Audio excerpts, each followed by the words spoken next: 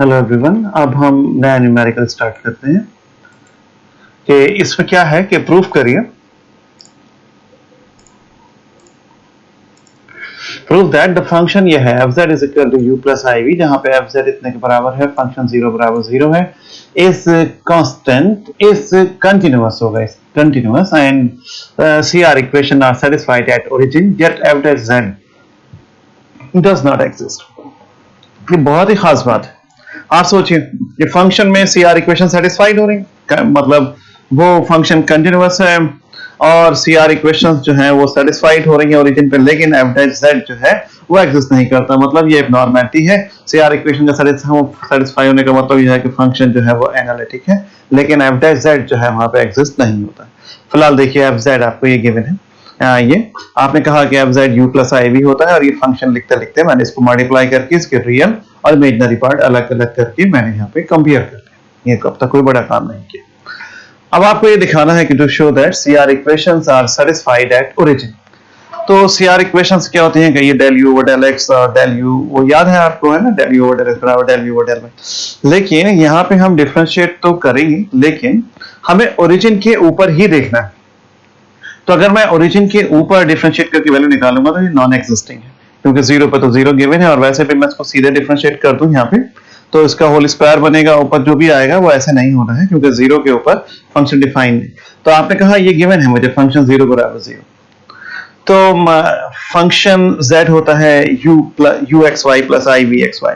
तो z की जगह पर 0 डाल दूं तो u 0 0 प्लस आई वी 0 0 बराबर 0 0 के किसके बराबर 0 प्लस आई 0 के। इसको कंपेयर कर लीजिए, u 0 पर 0 0 0 और v 0 0 0।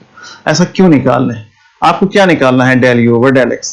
जब फंक्शन ब्रेक करके दिया हुआ होता है कि ऐसा इतने पे इतना है और ये जैसे दिया है फंक्शन ऐसे, तो आप फर्स्ट प्रिंसिपल से ही पार्शियल डिफरेंशिएशन निकालेंगे। तो उसका फार्मूला ये होता है, जैसे आपने पढ़ा था वहां पे लिखते थे function x plus H minus F x over H. तो यहाँ पे f की जगह पे तो u है, तो x plus H minus U X upon H. बात तो वही है, बस एक y जो है शो पीस की तरह यहाँ पे चल रहा है, क्योंकि आप x के रेस्पेक्ट में पार्शियल डिफरेंशिएशन कर रहे हैं, तो सिर्फ x में ही इंक्रीमेंट आएगा। और पार्शियल है तो दो फंक्शन तो होने ही है, तो एक x है और एक y है। अगर सिंपल होता D U over D X तो U X plus H minus U X upon H होता, जैसे आपने अभी अभी एफ जेड का लिख रहे थे पीछे।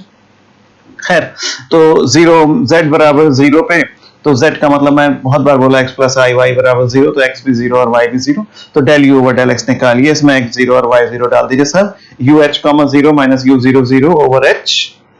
फिर इसमें h में रहने देते हैं या लिमिट h की जगह पे x कर दिया, तो हर जगह पे x कर दीजिए। अब ux 0 की मुझे वैल्यू चाहिए, मैं कहां से निकालूंगा?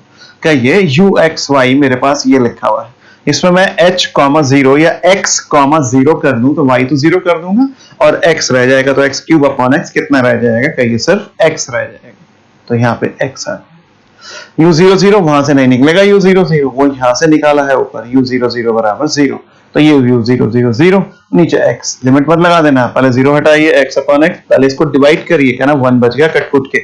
अब लगाइए लिमिट, तो 1 आएगा, और यहां लगा देते तो 0 बाई 0 इंडिटरमिनेट फॉर्म आती। बहुत खास। अभी तो del you over del x निकाला है, 4 निकालने हैं, अब del you over del y. अब ये जो डायरेक्ट लिख दिया, लिमिट h टेंड्स टू 0 पे इतने के बराबर हो जाएगा 0 h माइनस, नहीं तो हम जैसे हमने यहाँ पे पूरा लिखा था x प्लस h। अब अगर हम y के रेस्पेक्ट में करेंगे del u over del y, limit h tends to 0 u x comma y plus h minus u x comma y upon h। फिर एट z बराबर 0 पे limit h tends to 0 u x भी 0 y भी 0 u h minus u 0 0 upon h। पढ़ के जाइए यहां से, u 0 h minus u 0 0 upon h। तो यही ये लिखा है u 0 h minus u 0 0 upon, पर डायरेक्ट लिख दिया, आप पूरा लिखिएगा जैसे मैंने पिछले पेज पर लिखा। फिर आप u 0 का मान निकालेंगे, u x y गिवन है ना, आपको वहीं रख देंगे वैल्यू, ये आ जाएगा, u 0 0 0 है, ये आ गया। अब del v over del x, अब कहिए साहब del v over del x कितना होता है? पूरा फॉर्मूला लिखिए, कहिए we know del v over del x बराबर limit h tends to 0 v x plus h comma y minus v x y divided by h. और जिस वक्त इसमें आप जीरो पर लेकर जाएंगे तो ये h comma zero minus v zero zero upon h, ये लिखा है x plus h comma y minus v x y. सही से सुनते रहना मैं जो बोल रहा हूं। फिर जब यहाँ पे उसकी वैल्यू वी से निकाल लीजिए, एच कॉमा जीरो की वैल्यू वी से कहां से, यहां से एच कॉमा जीरो निकाला है, एक्स की जगह पे एच, वाई की जगह पे जीरो, तो यहाँ पे एच बचेगा, तो यहाँ पे एच बचा माइनस वी जीरो जीरो, तो जीरो हमने पिछले पेज पे निकाला है और ये एच लिमिट लगाना है 1 आ गया। फिर y के रेस्पेक्ट में तो जैसे मैंने अभी पिछले पेज में u लिखा है, बस u की जगह पे v कर दें तो वो del v over del y आ जाएगा। खैर वो 1 आ गया, ये चारों आप बहुत सही से निकालेंगे और आपने ये देखा कि del u over del x बराबर आया del v over del y के, और del u over del y बराबर आया del v over del x के माइनस के साथ। तो CR इक्वेशन तो भाई सेटिस्फाई हो गई। तो क्या ये बड़े खुशी की बात है। अब ये और दिखाना है कि फंक्शन z जो है वो कंटिन्यूअस है एवरीवेयर। अब ये भी बहुत खास तरीके से सॉल्व है, ये रिमेंबर क्वेश्चन है। कहते हैं जब z जीरो नहीं है, u एंड v बोथ यहाँ पे rational function of x y है विद नॉन जीरो डिनोमिनेटर, ठीक है। It follows that u and v and f z are the continuous function everywhere except z बराबर zero. आप देखो ना, ये u ऊपर भी एक्स वाई में फंक्शन है, नीचे भी एक्स वाई में फंक्शन है, अगर ये सब जीरो नहीं होते हैं नीचे डिनोमिनेटर, तब ये आपका एक कंटिन्यूअस फंक्शन है। तो ऐसे ही u कंटिन्यूअस v कंटिन्यूअस, तो फंक्शन z भी कंटिन्यूअस है एवरीवेयर। लेकिन z बराबर जीरो पे नहीं पता, जीरो रखने पे नीचे इन्फिनिटी हो जाए, मतलब नीचे जीरो होने पे इन्फिनिटी हो जाएगा या इंडिटरमिनेट हो जाएगा। तो कंटिन्यूटी आपको जीरो पे चेक करनी है। ये तो मतलब हुआ जीरो के अलावा हर जगह पे कंटिन्यूअस है, ये मतलब है इन लाइनों का। जीरो के ऊपर कंटिन्यूटी चेक अगर करनी है तो u और v को हम पोलर में पहले बदल देंगे। x बराबर r cos थीटा, y बराबर r sin थीटा क्वेश्चन में डाल दीजिए, मतलब वही जो u और v की वैल्यूज आपके पास है। कॉमन लेने के बाद और सॉल्व करने पर ये आपका u आ गया, नीचे सिर्फ r स्क्वायर बचेगा, वो r क्यूब को काट के r रह जाएगा और बाकी 1 हो जाएगा। अब इसमें z को आपको जीरो लगाना है, तो z जीरो का मतलब ये होता है कि r जीरो।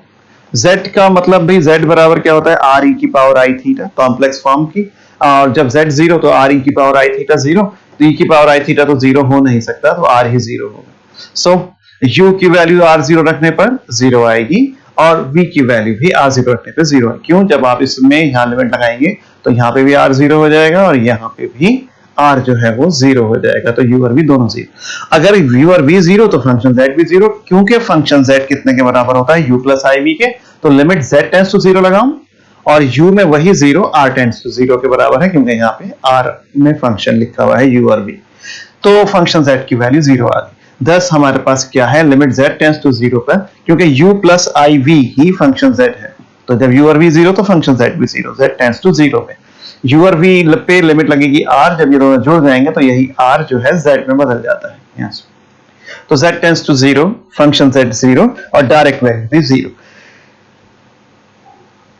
यही आपकी कंटिन्यूटी की डेफिनेशन होती है। So F Z is continuous at Z बराबर zero. Finally F Z continuous हो गया एवरीवेयर। क्यों एवरीवेयर, क्योंकि जीरो के अलावा भी फंक्शन कंटिन्यूअस है और जीरो पर भी फंक्शन कंटिन्यूअस है। लेकिन अभी क्वेश्चन का एक थर्ड और सबसे इंपॉर्टेंट पार्ट रह गया है। आपने सीआर इक्वेशन तो सेटिस्फाई करा दी, ओरिजिन पे अभी ये और दिखाना है कि एफ डैश जेड एग्जिस्ट नहीं करता ओरिजिन पे, ये मेरी तरफ से नहीं है, क्वेश्चन में गिवन। तो आप एफ डैश जीरो का फॉर्मूला लिखिए, ये पार्शियल नहीं है जो आप दो वेरिएबल में लिखेंगे, function z minus function zero upon z। Function z की वैल्यू डालिए, नीचे z डालती है। अब आप, मैंने कहा था हमेशा मैं y बराबर mx लूंगा, तो मैंने यहाँ पे पाथ ले लिया y बराबर है, जहां जहां y दिखे mx mx mx कर दीजिए, तो लिमिट क्या हो जाएगी, x टेंड्स टू जीरो, क्योंकि अब सब में x ही तो रह गया, z जीरो का मतलब x जीरो y जीरो अब x। अब इसको थोड़ा सॉल्व करिए, x क्यूब सभी में से कॉमन आ जाएगा और नीचे भी कुछ किया है, एक्स स्क्वायर यहाँ से और एक एक्स यहाँ से, एक्स क्यूब कैंसिल हो जाएगा।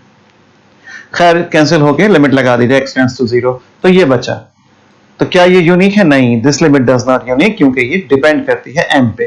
क्या मतलब हुआ इस बात का, आपने कर्व लिया था शुरू में y बराबर mx, ये अभी लूं y बराबर 2x तो अलग आंसर आएगा, और y बराबर 3x लूं तो अलग आएगा। क्यों, क्योंकि यहाँ पे m बराबर 2 3 रखने पर अलग अलग वैल्यूज हमेशा नए नए आंसर आएंगे, तो ये फंक्शन जो है यूनिक नहीं है। m बराबर 2x रखने पर नया पाथ आ जाएगा और 3x रखने पर और नया पाथ आएगा, तो डिफरेंट पाथ के अलावा फंक्शन की वैल्यू डिफरेंट आती है, तो फंक्शन z क्या डिफरेंशिएबिलिटी ओरिजिन के ऊपर, या f dash 0 does not exist, hence function z analytic नहीं है ओरिजिन पे, जबकि यहाँ पे CR इक्वेशन सेटिस्फाई करती है। ये बहुत अजीब सा सवाल था। अगला है कि for what value of z the function defined by the equation इतना ceases to be analytic. Ceases का मतलब रुक जाना, सीज फायर हो जाता है, कहते हैं ना युद्ध विराम हो गया, या इंजन सीज हो गया था हमारी बाइक का या स्कूटर का, तो इंजन जाम हो जाता है। तो ये फंक्शन कहां पे रुक जाएगा एनालिटिक होने से, ये बात आपको करनी। We know that sin ix i sin पहले लिख दिया, cos ix cos hyperbolic x। देखिए z जो गिवन है, cos sin hyperbolic u cos v i cos u sin cos hyperbolic u और sin v, पहले आपने ये लिखी। cos हाइपरबोलिक x कितने के बराबर होगा, 1 upon i sin x, तो sin hyperbolic u 1 upon i sin i u। cos v ऐसे रहेगा, cos hyperbolic u cos i, तो ये ऐसे लिख देंगे। यहाँ पे ऊपर नीचे i से मल्टीप्लाई, कॉमन कॉमन लीजिए, तो ये sin a cos b minus cos sin b, sin a minus b का फार्मूला, i यहाँ से कॉमन ले लीजिए, तो ये बन गया sin i u plus i v। sin u plus i v क्या होता है, कहिए वो w होता है, और sin i थीटा कितने के बराबर, कहिए i sin हाइपरबोलिक थीटा, दोनों i मिलके i स्क्वायर, तो z बराबर कितना आ गया, तो ये z is equal to function w बन चुका है। तो इससे आप w निकाल लीजिए, हाइपरबोलिक इनवर्स कर दिया, डिफरेंशिएट करिए dw upon dz। Clearly w मतलब ये w फंक्शन का डिफरेंशिएशन आ गया। अगर फंक्शन एनालिटिक है तो ये हर जगह पे एग्जिस्ट करेगा, कहिए हाँ ये चीज हर जगह पे एग्जिस्ट करती है, पर एक जगह नहीं करती जहां डिनोमिनेटर 0 होगा। तो डिनोमिनेटर कहां 0 होगा, z बराबर प्लस माइनस i। तो फंक्शन का ये सीज टू बी एनालिटिक कहां पे, जब z बराबर प्लस माइनस i होगा। बहुत सुंदर क्वेश्चन। फिर यह है अगला सवाल, फॉर व्हाट वैल्यू, ये w की बताइए फंक्शन कहां पे सीज, सेम वही सवाल है, कहां सीज होगा एनालिटिक होने। ये बच्चों को खुद ही करना होता है, मैंने कर दिया होगा तो कर दिया। e की पावर i u, इसको जोड़िए, तो ये ऐसे i कॉमन लीजिए, खुद सोचिए इसके बारे में। तो हम यहाँ पे w निकाल लेंगे, कैसे कैसे निकाला आपके सामने है देखिए, और dw ओवर dz निकालिए।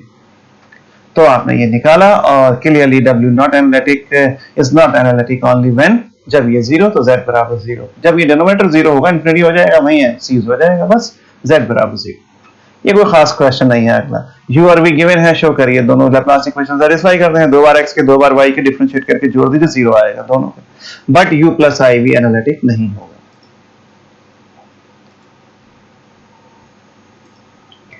First we will show that u plus i v is not an analytic function. को गिवन क्या है, u ये गिवन है, v आपको ये गिवन है। डिफरेंशिएटिंग 1 2 बार x के रेस्पेक्ट, पहले आपने 1 को partially with respect to x and y, u को पहले x के रेस्पेक्ट में, u को y, फिर डिफरेंशिएट 2 को x और y के रेस्पेक्ट में, ये करें। क्लियरली ये इसने कर दिया पहले कि del u और del x बराबर नहीं आए हैं ये आपस में, तो CR इक्वेशन सेटिस्फाई नहीं होती, तो ये फंक्शन आपका एनालिटिक नहीं।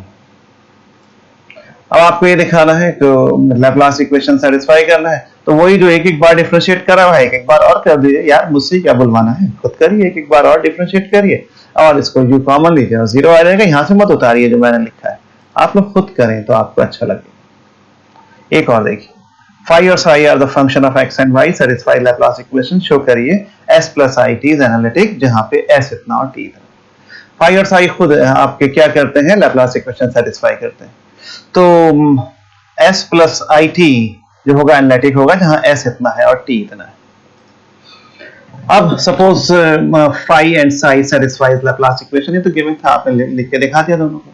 ये भी गिवन है, आपको इतना इतना आपको प्रूफ करना है कि s plus I T analytic होगा। इसके लिए आपको क्या दिखाना पड़ेगा, अगर एनालिटिक है तो s और i, तो डेल s जैसे u और v होते हैं, ऐसे जैसे लैप्लास वो सॉरी आप CR इक्वेशन u और v में लिखते थे, s और t में लिख दीजिए। ये इसको एक तरफ ले आइए, एक ही बात है, और ये सब कंटिन्यूअस होने चाहिए। दो कंडीशन होल्ड हो गई तो ये एनालिटिक होगा। सबसे पहले निकालिए डेल एस ओवर, पहले आप इसको सॉल्व करिए, बराबर 0 आना चाहिए, तो डेल ओवर डेल एक्स का s की वैल्यू डाल दी, कहां से डाल दिया ना, यार गिवन है ये, इसमें कोई नई बात नहीं है। ये डालिए आपने, और यहाँ पे t की वैल्यू, और इसको डिफरेंशिएट करते चले जाइए, अंदर कर दिया वर्ड डिफरेंशिएशन, देखिए सारे कट जाएंगे, माइनस कॉमन लेने में ये बचेगा, ये 0 होता है क्योंकि लैप्लास इक्वेशन सैटिस्फाई करता है, तो ये 0 आ। अब इनका सम देखिए, ये भी इस तरीके से 0 आ जाएगा, ये कैंसिल हो गई यार, जो ये दो बचेंगे। तो फ्रॉम 3 एंड 4 से ये पता चलता है कि रिजल्ट वन क्या था कि CR इक्वेशन जो सेटिस्फाई करनी थी, ये इसको एक तरफ लाके ऐसे भी बोल सकते थे। दूसरा है क्या, एग्जिस्टेंस ऑफ 1 एंड 2 क्या बताता है कि रिजल्ट सेकंड में आपको सिर्फ ये दिखाना है कि फंक्शन जो है वो कंटिन्यूअस हो। तो ये कोई खास बात नहीं है कि जब 1 और 2 एग्जिस्ट कर रहे हैं, 1 और 2 क्या था, डिफरेंशिएशन, जब डिफरेंशियबिलिटी एग्जिस्ट कर रही है तो वो फंक्शन ऑटोमेटिकली आप कह देंगे कंटिन्यूअस तो होंगे। जो डिफरेंशिएबल होता है वो कंटिन्यूअस जरूर होता है, क्योंकि 1 और 2 में आपने सिर्फ डिफरेंशिएशन किया था, उसकी एग्जिस्टेंस ही बता रही है कि वो कंटिन्यूअस हो। इससे आपके दोनों रीजन प्रूव होते हैं। ये आप इसको तैयार करिए आज इतना, ओके।